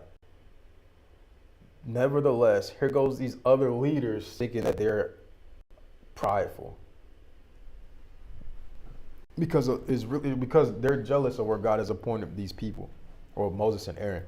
So when Moses heard this, he fell on his face, and he spoke to Korah and all his group, saying, "Tomorrow morning the Lord will make known who he is and who is holy, and will bring that one near to himself. Indeed, the one whom he will choose, he will bring near to himself. Do this, take censers for yourselves," those things that they like. You burn incense in and you kind of like fling it around when you're Catholic. "Korah and your whole group, and put fire in them, and place incense upon them in the presence of the Lord tomorrow. And the man who the Lord chooses shall be the one who is holy. You have gone far enough, you sons of Levi." Who says this? Okay. Then Moses said to Korah, "Hear now, you sons of Levi, is it too small an honor for you that the God of Israel has singled you out from the congregation of Israel to bring you near to himself?" So this is the thing. So the group of 250 men are Levites. Now God says, okay, instead of giving me all the firstborn, tell you what, I'm just going to take the tribe of Levi and the Levi's sons to basically be my ministers in the tent, right? So these weren't people that don't have a call of God in their life. These aren't people that aren't in ministry. And Moses is going, is it not enough for you to be singled out and honored by God to basically serve him in the temple or the tent? And he says, to bring you near to himself, to perform the service of the tabernacle of the Lord, and to stand before the congregation to minister to them. I mean, one pastor I used to go to his church, he was talking about how one person came up to him one day and he got upset with him because he was like, "You know what? You don't let me do anything. You've never let me preach." But the thing was, the guy that came to the pastor, he was an usher, he was a deacon, he was an elder in the church. He helped to form the greeters team. He was staff. But because the pastor never let that guy preach, well, the guy wasn't a preacher, that's why. And the Lord never said anything about letting him preach. But because he didn't get to do that one thing he wanted to do, jealousy provoked his heart. And he's forgotten basically all this other stuff that he's done. He's forgotten his place. He's forgotten what he has been honored with already because he allowed the devil. Mark Hickens says this: whenever you feel sorry for yourself, that's the devil talking to you. And so here it is. These men want to be like Moses and Aaron, right? So they come up to them. They're like, what they said. And then Moses is bringing them in, "But you're sons of Levi." I mean, they're all cousins pretty much because Moses is also a Levite. He's just also Moses, the man who's been appointed by God to lead the nations. And so here they are feeling unsatisfied with what they have been given to the point where they're blind. They have even forgotten that they can also come near to God to a certain degree. So verse 10 says, and that he has brought you near Korah and all your brothers, sons of Levi, with you. But are you seeking the priesthood as well? Therefore, you and your whole group are the ones gathered together against the Lord. But as for Aaron, who is he that you grumble against him? So look what Moses is saying. He's like, you're not grumbling against Aaron. You're grumbling against the Lord. You've gathered against the Lord, not us. Then Moses sent a summons to Dathan and Abiram, the sons of Eliab, but they said, we will not come up. It is not enough that you have brought us up out of a land flowing with milk and honey to have us die in the wilderness, but you would also appoint yourselves as masters over us. So look, not only are they holding to that evil report that was obviously a lie, and they're obviously aware of the punishment for them believing the evil report, but they're mad with God, right? So here they go trying to place the blame on Aaron and Moses. Verse 14, indeed, you have not brought us into a land flowing with milk and honey, nor have you given us an inheritance. Because look who actually promised these things. It was God who promised to bring them into a land flowing with milk and honey and to give them an inheritance of the fields and the vineyards, right? Because the people come and they offer sacrifices and they offer whatever, right? And the Levites take pieces of whatever is offered for their own, like, sustenance. There's a simpler word, but I couldn't think of it. But here these guys are mad with God, so they're trying to take it out on Moses and Aaron. The Levites that are coming against them are saying, would you gouge out the eyes of these men? We will not come up. Then Moses became very angry and said to the Lord, pay no attention to their offering. I have not taken a single donkey from them, nor have I done harm to any of them. Moses said to Korah, you and all your group be present before the Lord tomorrow, you and they along with Aaron. And each of you take his censer and put incense on it, and each of you bring his censer before the Lord. 250 censers. Also you and Aaron shall each bring his censer. So they took each one of his own censer, put fire on it, placed incense in it, and they stood at the entrance of the tent of meeting with Moses and Aaron. So Korah assembled all the congregation against them at the entrance of the tent of meeting. And the glory of the Lord appeared to all the congregation.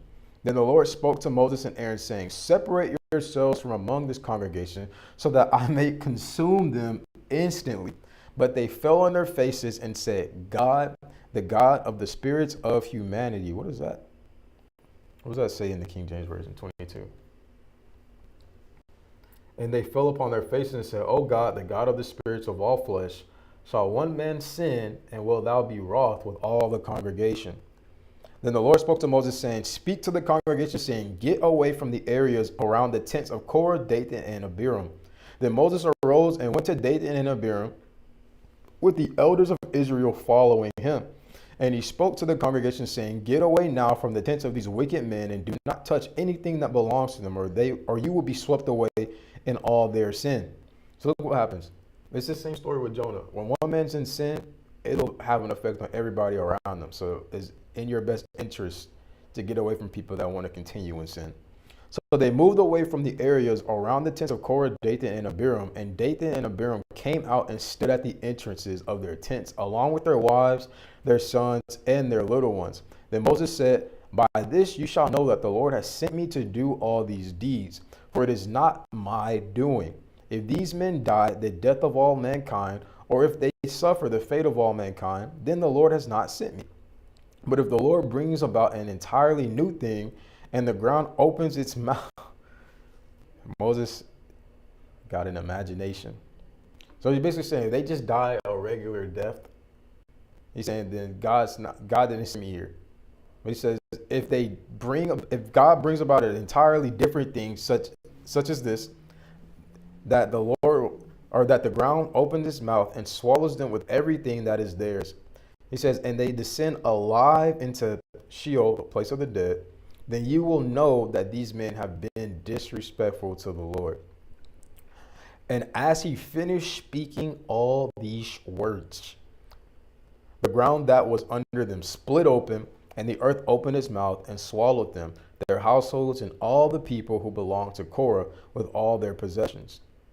So they and all that belonged to them went down alive to basically hell, and the earth closed over them, and they perished from the midst of the assembly.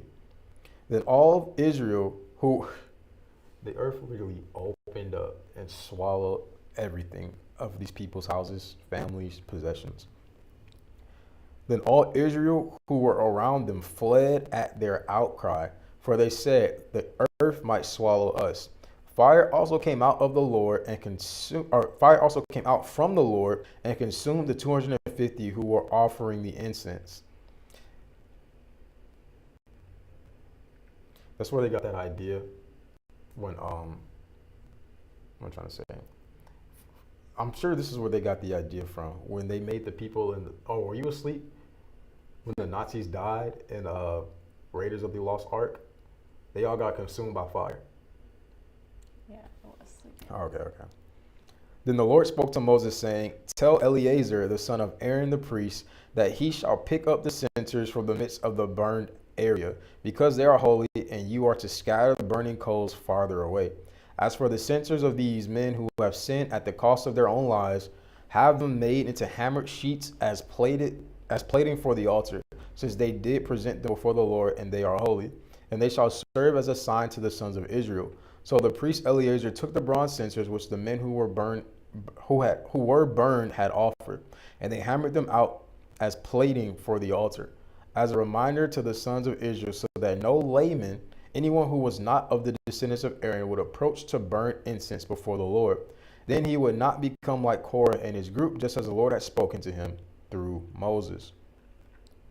But on the next day, all the congregation of the sons of Israel grumbled against Moses and Aaron, saying, you are the ones who have caused the death of the Lord's people. It came about, however, when the congregation had assembled against Moses and Aaron, that they turned toward the tent of meeting, and behold, the cloud covered it, and the glory of the Lord appeared.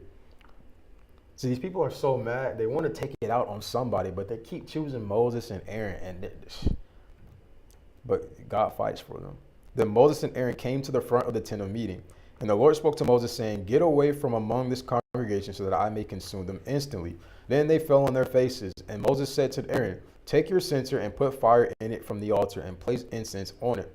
Then bring it quickly to the congregation and make atonement for them, for wrath has gone out from the Lord. The plague has begun.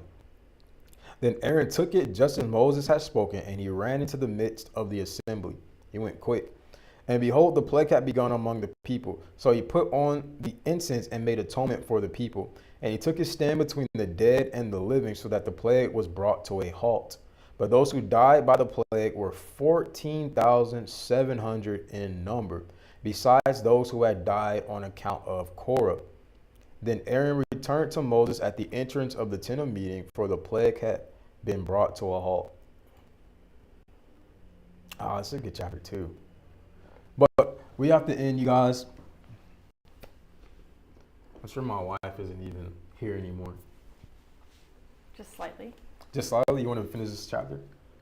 Actually, no. This is a good place to pick up. It makes next episode exciting, actually, when I think about it. But thank you guys for watching. Oh, here, let me do this. Let me exit out of this right here.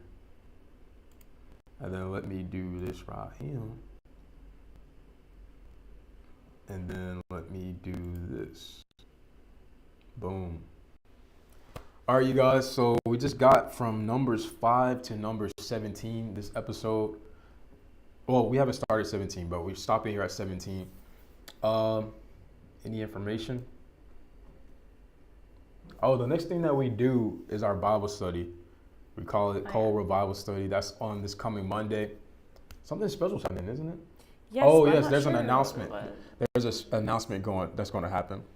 So far, I know that I'm supposed to be teaching that one, and that there's a special announcement that we're going to make. And then we're back for number 17 on Tuesday. Who knows? We might do I can't do a surprise broadcast Saturday. I got some work to do. I have some episodes to push out because for Cole teachings, I'm going through the principles of doctrine out of Hebrews 6 and 1, and we have to finish up the foundation, which is repentance from dead works. So I have parts 3 and 4 are recorded. I need to get those edited, but those will be out when I get a new intro that we've worked on. And then Saturday I'll have the rest of it recorded to put out for next week. I know that for sure. We're going to end that part of the series with basically reading through the book of Romans all the way till chapter 10. That might be 3 separate parts going from Romans 1 to Romans 10, because we're trying to prove, what do the apostles teach about repentance from dead works. So we've done John, we've done Peter, and now we're going to do Paul. But that's pretty much it. I